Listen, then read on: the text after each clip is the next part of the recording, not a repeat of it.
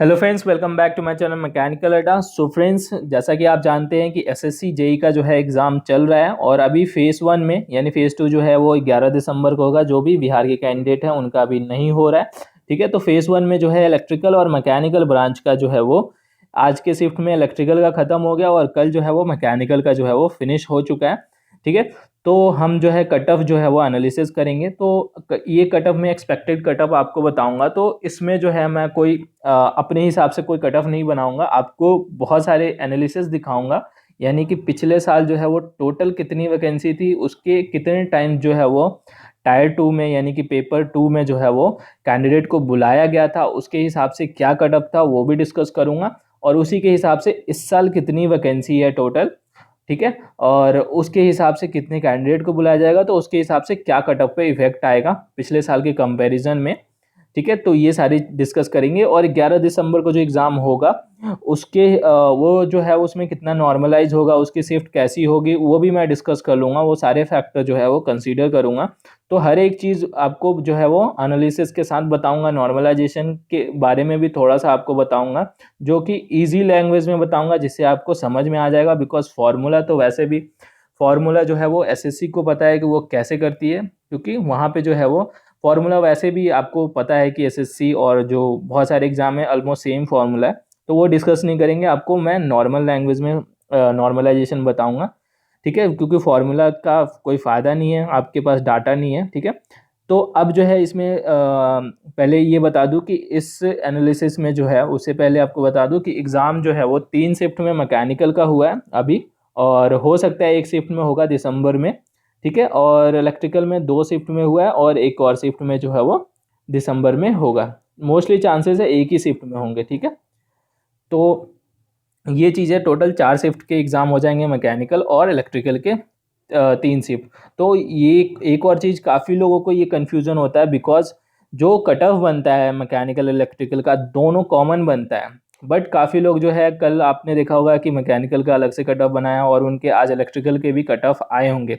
ऐसा हुआ है। ठीक है, मैंने भी यूट्यूब पे बहुत सारे वीडियो देखे हैं, बट दोनों की कट ऑफ सेम होती है, तो उसका वीडियो अलग अलग बनाने का कोई मतलब नहीं बनता, अलग कट ऑफ भी आप दिखाओगे। तो ये भी चीज़ इंपॉर्टेंट है कि समझना है कि एसएससी जो है कट ऑफ कैसे बनाता है।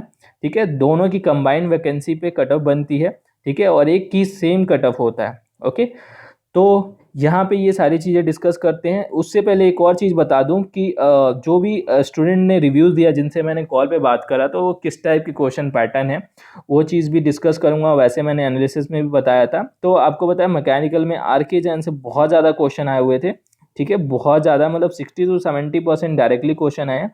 और मैंने जो भी मेरे स्टूडेंट थे जिन्होंने आरके जैन का कोर्स लिया हुआ है, उनसे मैंने खुद बात करा, तो उनके काफ़ी ईजिली जो है 85 से 95 क्वेश्चन वो करके आए हैं। ठीक है, नॉन टेक में जो है वो रीजनिंग में सभी के 40 से 45 आराम से कर लेते हैं, और जो नॉन टेक है वो 30 प्लस जो है कर लेते। तो ऐसे में जो है वो कट ऑफ जो है वो ये काफ़ी इंपॉर्टेंट रोल प्ले करेगा। तो मतलब वो कह रहे हैं कि वो आराम से ईजिली जो है वो, जो काफ़ी स्टूडेंट है जिनसे मेरी बात हुई है, तो सभी के 160 से लेके 175 के बीच में जो है वो अटैम्प्ट रहा है। ठीक है, तो ये उसके लिए मैं आपको बता देता हूँ कि अगर आप अगले एसएससी जेई 2020 की तैयारी कर रहे हैं, तो आरके जैन का जो है वो ये ऑब्जेक्टिव सॉल्यूशन कोर्स जो है वो ज्वाइन कर सकते हैं। अगर आपको बेसिक से करना है तो आप जो है यहाँ पे जो है वो इसरो टीए का जो है हिंदी मीडियम या इंग्लिश मीडियम में से कोई भी कोर्स ज्वाइन कर सकते हैं। ये सभी एग्जाम के लिए यूज़फुल है। इसमें टॉपिक वाइज आपके थ्योरी कोर्स हैं, और यहाँ पे ऑब्जेक्टिव के लिए ये ज्वाइन कर सकते हैं। ठीक है, तो अगर आप 5 नवंबर से पहले करेंगे तो आपको जो है वो कम प्राइस में जो है वो आप इनरोल कर सकते हैं। उसके बाद जो है वो प्राइस हाइक होने वाला है। ओके, तो अब जो है हम चलते हैं अपना नेक्स्ट जो है वो डिस्कस करते हैं कट ऑफ के बारे में, और ये बहुत ज़्यादा इंपॉर्टेंट है। कट ऑफ का डिस्कशन जो है वो यहाँ पे काफ़ी ज़्यादा इंपॉर्टेंट होने वाला है। ठीक है, तो पूरा वीडियो आपको देखना है, लास्ट तक देखना है, और वीडियो को शेयर भी कर देना। जितने भी आपके फ्रेंड जो है आगे एग्ज़ाम देने वाले हैं या जो है एग्ज़ाम दे चुके हैं, सभी के साथ आपको शेयर करना है। ठीक है, तो इसमें सबसे पहले हम लास्ट ईयर का कट ऑफ की बात करते हैं, वो सबसे ज़्यादा इंपॉर्टेंट है, और कितनी वैकेंसी थी। तो लास्ट ईयर के कट ऑफ में अगर बात करूँ, तो आप देख सकते हैं कि बहुत ज़्यादा ऊंचा कट ऑफ गया था। मतलब 136 उससे पिछले साल से सीधे 152 पे चला गया था। EWS नया ऐड हुआ था, तो EWS का OBC से थोड़ा सा कम कट ऑफ गया है, 2 मार्क्स कम गए हैं। तो इसलिए हुआ था क्योंकि EWS जब ये फॉर्म निकला था तब तक बहुत कम लोगों ने EWS बनाया था, ठीक है। तो अब जो है EWS के कैंडिडेट भी काफ़ी ज़्यादा बढ़ गए हैं, मतलब कन्वर्जन जो है UR से EWS में काफ़ी लोगों का हुआ है। तो इसलिए अब ऑलमोस्ट जो है ये आसपास में कट ऑफ रहने वाला है EWS और OBC का। जनरल का तो थोड़ा सा हमेशा ज़्यादा ही रहेगा, ठीक है, 3 से 4-5 मार्क्स जो है वो ज़्यादा होता है, ठीक है। OBC और EWS का लगभग आसपास रहेगा, और ये तो हमेशा 15 मार्क्स कम ही रहता है, 15 से 20 मार्क्स जो है वो कम रहता है SC ST का। तो ये चीज़ आपको पता है। अब यहाँ पे वैकेंसी कितनी थी ये सबसे जानना जरूरी है। अब क्या होता है, SSC JEE मैकेनिकल और इलेक्ट्रिकल के 2 टाइप की वैकेंसी होती है अलग अलग पोस्ट के लिए, ठीक है। तो क्या होता है कि कुछ वैकेंसी ऐसी होती है जो सिर्फ मैकेनिकल के लिए है, ठीक है, ओनली मैकेनिकल, ओके। और कुछ वैकेंसी होती है जो ओनली इलेक्ट्रिकल की होती है, और कुछ वैकेंसी होती है जो दोनों बोथ ME प्लस इलेक्ट्रिकल की होती है। ये काफ़ी लोगों को कन्फ्यूज़न होता है और ये चीज़ पता नहीं होता। तो जो पिछले साल वैकेंसी था जो सिर्फ मैकेनिकल का था उसमें टोटल 29 वैकेंसी था, और इसमें इलेक्ट्रिकल का 15। बट जो दोनों कॉमन था उसकी जो है वो 234 वैकेंसी था। तो ये टोटल सम करोगे तो 278 वैकेंसी हो गया। अब जो पेपर 1 का ये कट ऑफ बना है, ये अलग अलग जो ये वैकेंसी डिस्ट्रीब्यूशन है इन सभी के लिए नहीं बना। ये जो है वो सीधा 278 मैकेनिकल इलेक्ट्रिकल सभी के लिए ये इतनी वैकेंसी होगी। अब इसके जो कैंडिडेट है इसमें फैक्टर वो उन्होंने मल्टीप्लाई करके टोटल जो है पेपर 2 के लिए जो है वो 1919 कैंडिडेट को बुलाया था। ऑलमोस्ट ये 7 टाइम्स है, 6.9 यानी 7 टाइम्स जो है वो ये हो जाएगा आपका, ठीक है। ऑलमोस्ट जो है वो ये 278 में आप 7 टाइम्स मल्टीप्लाई करोगे तो ये जो है वो उतना टाइम्स जो है वो बुलाया था, ओके। और ये वेरी करता है, कभी 5 टाइम्स और 6 टाइम भी बुलाता है, कभी ज़्यादा भी बुला लेते हैं, बट इससे ज़्यादा जो है वो नहीं बुलाते, ठीक है। तो ये ऑन एन एवरेज इतना ही रहता है। तो ये चीज़ आपको समझ में आया कि यहाँ पे वैकेंसी डिस्ट्रीब्यूशन कैसा है, ये सबसे इम्पोर्टेंट है। ये जो दोनों के लिए है ये दोनों फाइट करेंगे, यानी मैकेनिकल इलेक्ट्रिकल दोनों कैंडिडेट इस वैकेंसी के लिए, ठीक है। तो ये टोटल अगर आप पेपर 1 दे रहे हो ना तो कट ऑफ क्वालिफाई करना है, तो आप टोटल मैकेनिकल इलेक्ट्रिकल की वैकेंसी के लिए क्वालिफाई कर रहे हो। बाकी आपकी सिलेक्शन जो है वो पेपर 2 के ऊपर डिपेंड करेगा, ठीक है। वहाँ पे फिर जो भी कट ऑफ होता है वो फिर आपके सिलेक्शन जो है वो फिर वहाँ पे जो है वो कैसे कैसे ब्रांच के हिसाब से फिर आपके फाइनल कट ऑफ बनते हैं, ठीक है। वहाँ पे जो है जैसे सिर्फ मैकेनिकल का है तो वहाँ पे कैंडिडेट जो है वो नंबर ऑफ कैंडिडेट मैकेनिकल में कितने हैं, किस कैसे मार्क्स है, वो जो है वो फाइनल कट ऑफ में यानी 500 में से जब लिस्ट निकलता है तो वहाँ पे ये चीज़ वैरी करता है, ठीक है। लेकिन पेपर 1 से पेपर 2 में जाने के लिए टोटल नंबर ऑफ मैकेनिकल और इलेक्ट्रिकल की कितनी वैकेंसी है उसी पे डिपेंड करेगा, ठीक है। अब बात कर लेते हैं कि 2019 में जो है वो टोटल मैकेनिकल और इलेक्ट्रिकल के लिए कितनी वैकेंसी है, ठीक है। अब सिर्फ ओनली मैकेनिकल की बात करें, ओनली मैकेनिकल की तो सिर्फ 9 वैकेंसी है, और ओनली इलेक्ट्रिकल यानी कि आप देखोगे कि इस साल काफ़ी कम है। फिर इसमें ओनली इलेक्ट्रिकल के लिए 3 है। बट अगर हम E+M दोनों की बात करें, ठीक है, तो इसके लिए टोटल जो है वो एक CPWD जो है वो दोनों के लिए होता है जिसमें 52 वैकेंसी है, और एक जो है एक और जो है उसमें जो है 80 वैकेंसी है, ठीक है। तो ये दोनों मिला के आपका जो है वो 132 वैकेंसी हो गया, और ये भी अगर आप मिलाओगे तो टोटल वैकेंसी जो है आपका यहाँ पे हो जाएगा 144। ये 132 और ये 12 हो गया, ठीक है। तो टोटल 144, लास्ट ईयर कितना था 278। तो कंपैरिजन करोगे तो ऑलमोस्ट हाफ हो गया, ठीक है, ऑलमोस्ट हाफ हो गया। मतलब अगर आप जो है पेपर 1 क्वालिफाई करना है, ठीक है, तो आपका जो ये कट ऑफ बनेगा ये वैकेंसी के हिसाब से बनेगा, यानी कि अगर 144 है तो अगर 7 टाइम्स वो कैंडिडेट बुलाएंगे तो ऑलमोस्ट 1000 कैंडिडेट को बुलाएंगे, सिविल और मैकेनिकल दोनों से। ये डिपेंड नहीं करेगा कि मैकेनिकल से वो कितने बुलाएंगे, इलेक्ट्रिकल से कितने बुलाएंगे, वहाँ पे ये चीज़ें नहीं होगी। कट ऑफ मान लो आपके 155 रख दिया, ठीक है, अभी मैं कट ऑफ नहीं बता रहा हूँ, एग्जाम्पल बता रहा हूँ। तो 155 से ऊपर ये नहीं देखा जाएगा कि कितने मैकेनिकल के स्टूडेंट हैं, कितने इलेक्ट्रिकल के हैं, ठीक है। ये नॉर्मल कॉमन कट ऑफ रखा जाएगा और उसी के हिसाब से कैंडिडेट पेपर 2 में जाएंगे। जब फाइनल सिलेक्शन की जो होगी 500 में से पेपर 2 के बाद, उसमें जो है वो सीट और वैकेंसी के हिसाब से कट ऑफ बनती है, ठीक है। तो आई थिंक ऑलमोस्ट यहाँ से आपको ये कॉन्सेप्ट जो है वो थोड़ा समझ में आ गया होगा, कट ऑफ कैसे बन रहा है, वैकेंसी के हिसाब से कैसे रहने वाला है। तो यहाँ से आप देख रहे हो कि हाफ हो रहा है लगभग वैकेंसी। तो इस साल कट ऑफ पे क्या इफेक्ट होगा, तो सीधी सी बात है, मतलब आपके जो कट ऑफ होंगी वो पिछले साल से 5 से 10 नंबर जो है वो ज़्यादा हो सकती हैं, ठीक है। 5 से, इससे ज़्यादा नहीं हो सकता, बिकॉज नंबर अब जो है वो इतना ज़्यादा नंबर नहीं हो सकता, बिकॉज 1000 कैंडिडेट को अगर मैकेनिकल इलेक्ट्रिकल से बुलाएंगे तो अब 1000 कैंडिडेट जो है फर्स्ट 1000 कैंडिडेट देखा जाएगा, उसमें भी वैकेंसी जो है वो यूआर की अलग होगी, ईडब्ल्यूएस के अलग होंगे, ठीक है। तो सबके उसी के हिसाब से होगा, ठीक है। तो अब जो है यहाँ से मैं बता रहा हूँ 5 से 10, ठीक है, 5 से 10 आपको बताया, मतलब इस हिसाब से जो है वो आपकी कट ऑफ में इंक्रीमेंट हो सकती है। मान लो 158 था, तो 5 से 10 अगर बात करें तो 157 से 162 के बीच में रख सकता हूँ, ठीक है।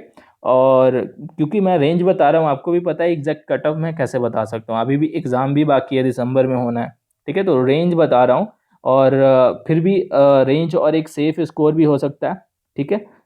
तो ये भी चीज़ें हैं, और काफ़ी स्टूडेंट कह रहे हैं कि इस साल जो है एसएससी जेई में काफ़ी कम अटेंडेंस हो रही है। तो देखो अटेंडेंस से ज़्यादा फर्क नहीं पड़ने वाला है, बिकॉज जो एग्ज़ाम दे रहे हैं उनकी तैयारी अच्छी है तभी दे रहे हैं, ठीक है। जो एग्ज़ाम मिस कर रहे हैं उनकी तैयारी नहीं है तभी वो नहीं, और वो वैकेंसी भी देख के काफ़ी लोगों को वैकेंसी में भी कन्फ्यूजन था, मैंने आपको बता दिया कि आप कितने वैकेंसी के लिए फ़ाइट कर रहे हो, फिर भी अभी बहुत वैकेंसी कम है, जितने कैंडिडेट जो है अप्लाई किए हैं तो उसके हिसाब से बहुत कम है। तो ईडब्ल्यूएस की बात करूं तो 147 था, तो ये 152 से 157 के बीच में रेंज होगा।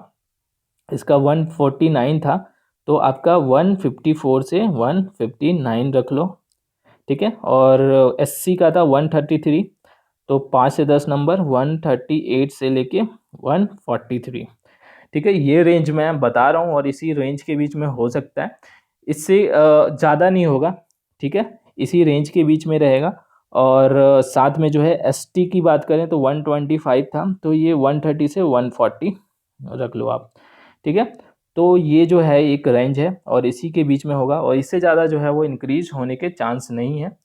और बाकी ये भी डिपेंड करेगा कि जो 11 दिसंबर का जो शिफ्ट है वो कैसा होने वाला है, ठीक है। 11 दिसंबर का शिफ्ट जो है वो ज़्यादा मुश्किल होने वाला है या इजी होने वाला है। इजी होगा तो क्या होगा, अगर जैसा अभी का लेवल आया तो उसमें एवरेज नंबर जो है कैंडिडेट के, एवरेज नंबर मेनली नॉर्मलाइजेशन जो है वो देखा जाता है एवरेज नंबर, तो सभी शिफ्ट के एवरेज जो है वो मार्क्स निकाले जाते हैं। मान लो 200 में से किसी भी शिफ्ट का जो है वो मार्क्स आपका निकाला गया, तो एवरेज नंबर मान लो 200 में से, यहाँ पे 200 में से अगर एवरेज नंबर 110 मार्क्स है, ठीक है, फॉर एग्जांपल बता रहा हूँ, ये एवरेज मार्क्स है, ठीक है। तो किसी शिफ्ट का 107 है, किसी शिफ्ट का 105 है, तो सबसे ज़्यादा जो जिसके मार्क्स होते हैं वो सबसे इजी शिफ्ट होता है, ठीक है। फिर बाकी शिफ्ट के जो है वो उसी हिसाब से फॉर्मूला के हिसाब से उसमें मार्क्स जो है वो ऐड कर लिया जाता है, ठीक है। यही मेन आपको नॉर्मलाइजेशन का यही फंडा है, इसमें कोई ज़्यादा वो नहीं है, फॉर्मूला के हिसाब से होता है। बट अगर वैसे देखा जाए आपको सिंपली समझाने में, तो ये इसमें यही चीज़ किया जाता है कि सबसे जो ईजी शिफ्ट होता है, ठीक है, उसके एवरेज नंबर ज़्यादा होंगे, सिंपल सी बात है। तो अगर 11 दिसंबर का पेपर बहुत ज़्यादा हार्ड होता है, ठीक है, तो उसका एवरेज नंबर सबसे कम होगा, तो फिर उनके नॉर्मलाइजेशन के मार्क्स बढ़ेंगे। बट मोस्टली ये चांस है कि पैटर्न जिस हिसाब से अभी आया था अगर वही पैटर्न फॉलो हुआ, तो सिंपल सी बात है कि बच्चे जो है वो 11 दिसंबर वाले शिफ्ट में ज़्यादा मार्क्स स्कोर करेंगे, और ज़्यादा मार्क्स स्कोर करेंगे तो उनका एवरेज जो है वो शिफ्ट का हाई हो जाएगा, और एवरेज शिफ्ट जो है वो मार्क्स हाई होगा, तो क्या होगा, जो वहाँ पे जो है वो उनके नॉर्मलाइजेशन में मार्क्स जो है वो कम होंगे। तो ये चीज़ जो है वो वहाँ पे नॉर्मलाइजेशन उनका कम मार्क्स होगा और आपके ज़्यादा होंगे, तो उसके लिए काफ़ी लोग काफ़ी चिंता करने की बात नहीं है, ठीक है। पेपर पैटर्न मोस्टली चांस है कि उनका थोड़ा सा अलग होगा, क्योंकि ये पता है एसएससी का कि इतने दिन में जो है वो पैटर्न जिस पैटर्न में अभी एग्ज़ाम हुआ है वो अगर फॉलो करेंगे, क्योंकि उसके लिए भी पेपर, वैसे भी आपको पता है ये जो पेपर बना है वो मार्च का ही बना हुआ था, तो उस एग्ज़ाम के लिए अलग से पेपर बनेगा, ठीक है। तो ये सारी चीज़ें थी। आई थिंक मैंने ऑलमोस्ट सारी चीज़ें इसमें कवर कर लिया है। और शिफ्ट का एनालिसिस तो ऑलरेडी आपको आप लोगों ने देखा ही होगा। तो मैं शिफ्ट के एनालिसिस अगर एक बार और बता देता हूँ, ठीक है। शिफ्ट जो है यहाँ पे कैसे हुए थे, 27 में फर्स्ट शिफ्ट और सेकंड शिफ्ट, ठीक है, ये दोनों जो है मैकेनिकल का हुआ था। 28 में जो है फर्स्ट शिफ्ट था वो इलेक्ट्रिकल का था, सेकंड शिफ्ट जो है वो मैकेनिकल का था। फिर 29 में जो है वो फर्स्ट शिफ्ट तो सिविल का था और कल मैकेनिकल के साथ सिविल का भी था, ठीक है। फर्स्ट शिफ्ट आज सिविल का था, सेकंड शिफ्ट इलेक्ट्रिकल का था। और कल शायद अब मैकेनिकल इलेक्ट्रिकल का समाप्त हो गया, तो अब जो है सिविल का बचा हुआ है, ठीक है। तो इसमें जो है ये चीज़ मैंने ऑलरेडी बताया कि 3 शिफ्ट अब तक मैकेनिकल के हुए हैं, 2 शिफ्ट इलेक्ट्रिकल के हो गए हैं। ओके, तो ये चीज़ था। अब इसमें टफनेस लेवल आपकी बात करें तो टफनेस लेवल जो है सबसे ज़्यादा इजी शिफ्ट जो है आपका ये इजी था, ठीक है। और इसमें जो है इजी टू मॉडरेट कह सकते हैं, और यहाँ पे भी इजी, यहाँ पे आपको थोड़ा सा मॉडरेट कह सकते हैं कंपैरिजन, बिकॉज यहाँ पे 20 से 25 न्यूमेरिकल आए थे सेकेंड शिफ्ट में मैकेनिकल का, और ये भी इजी टू मॉडरेट था, ठीक है। और यहाँ पे मैकेनिकल की बात करें, ये तो शिफ्ट बहुत ज़्यादा इजी था, यानी कि इसमें जो है नॉर्मलाइजेशन बिल्कुल नहीं मिलने वाला है। इसके एवरेज मार्क्स सबसे ज़्यादा होंगे जो 28 का सेकेंड शिफ्ट था, ठीक है। इसी के बेस पे जो जो सबसे ज़्यादा, जिसके एवरेज मार्क्स ज़्यादा होते हैं, जो सबसे इजी शिफ्ट होता है, तो उसी के हिसाब से जो है उसी के कंपैरिजन में नॉर्मलाइजेशन होता है, ठीक है। और वैसे ही इलेक्ट्रिकल में आज क्या हुआ है कि 20 से 25 न्यूमेरिकल आए हैं सेकेंड शिफ्ट में, तो ये शिफ्ट में भी नॉर्मलाइजेशन थोड़ा बहुत मार्क्स ज़्यादा बढ़ेगा, ठीक है। तो 27 के सेकेंड शिफ्ट में थोड़ा सा मार्क्स बढ़ेगा और 29 के सेकेंड शिफ्ट इलेक्ट्रिकल में भी मार्क्स बढ़ेगा। तो ये चीज़ जो है वो आपको यहाँ से क्लियर हो गया होगा। बाकी अब दिसंबर में जो एग्ज़ाम होता है तो उसके बाद जो है आपके आंसर की आने वाले हैं, तो उसके बाद भी फिर से डिस्कस करेंगे इसके बारे में, ठीक है।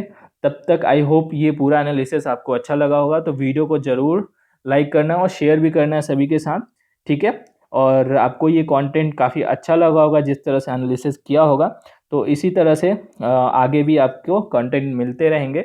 तो हमारे चैनल को अगर अभी तक सब्सक्राइब नहीं किया तो ज़रूर सब्सक्राइब करें। वैसे मैं बोलता नहीं हूँ सब्सक्राइब करने के लिए, पर आज बोल रहा हूँ।